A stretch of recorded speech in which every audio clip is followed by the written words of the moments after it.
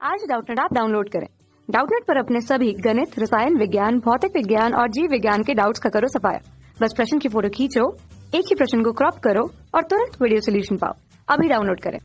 Hello, प्रश्न है यहाँ पर कि किसी कोशिका में अंतःक्षेपित डाई किसी पास वाली कोशिका में इसके द्वारा प्रवेश कर सकती है ना।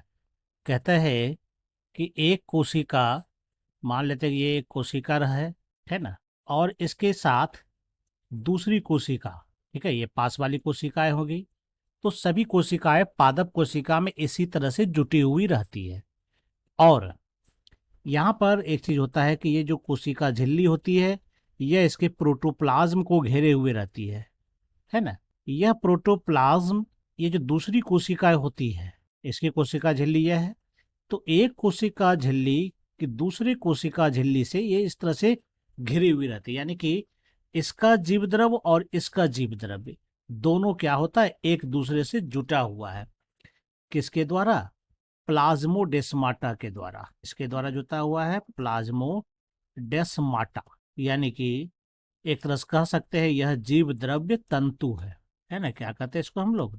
जीव द्रव्य तंतु, जो कि कोशिका झिल्ली से घिर के बना हुआ। और ये कोशिका द्रव, जीव द्रव्य जो है इसका एक का दूसरे में, अगर इस कोशिका में किसी प्रकार का, जैसे यहाँ कहता है ना, किसी कोशिका में अंतःक्षेपित डाई को डालते हैं, मान ले इसमें हमने अंतःक्षेपित डाई डाला, तो यह डाई क्या हो सकता है, पास वाली कोशिका में प्रवेश कर सकती इस रास्ते से, और यहाँ भी ये डाई आ सकता है। तो इसके लिए एकमात्र रास्ता कौन है? ये प्लाज्मोडेस्माटा ही है ना। तो देखते हैं विकल्प में, पहला कहता है सूक्ष्म नलिका। तो सूक्ष्म नलिका यहाँ पर नहीं होती है। ये कह सकते हैं कि प्लाज्मा एक छोटा सा पोर होता है, सूक्ष्म छिद्र।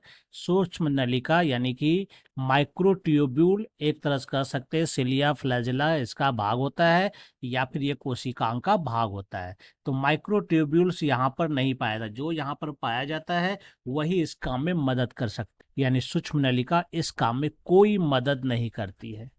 सूक्ष्म तंतु है यानी कि माइक्रोफिलामेंट है, तो यह कोशिका द्रव को सपोर्ट जरूर कर सकती है इसकी संरचना को, लेकिन यह जो है एक के पदार्थ को दूसरे में भेजने का काम नहीं करती है ना।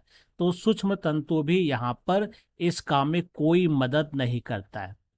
जीव द्रव्य तंतु, तो ये बिल्कुल सही है, क्योंकि जीव द्रव्य तंतु ही एकमात्र ऐसी संरचना है जो एक कोशिका को दूसरे से जोड़े रखती है ना। इसलिए इसी के द्वारा एक का पदार्थ दूसरे में जाएगा। तो इसका सही उत्तर क्या हो जाएगा? जीव द्रव्य तंतु। चौथा है दृढ़ संधि, तो ये भी नहीं हो सकता है। तो ये इसी के मिलने से क्या होता है, कुछ जगहों पर ये प्लाज्मोडेस्माटा क्या होता है, एक दृढ़ संधि का भी निर्माण करती है। इससे होकर के पदार्थों का आवागमन नहीं हो पाता है। उत्तर हमारा ये तीसरा नंबर ही है।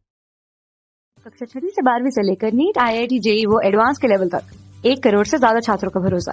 आज ही डाउनलोड करें डाउटनेट ऐप या व्हाट्सएप करें अपने सारे डाउट्स 8400 400 400 पर।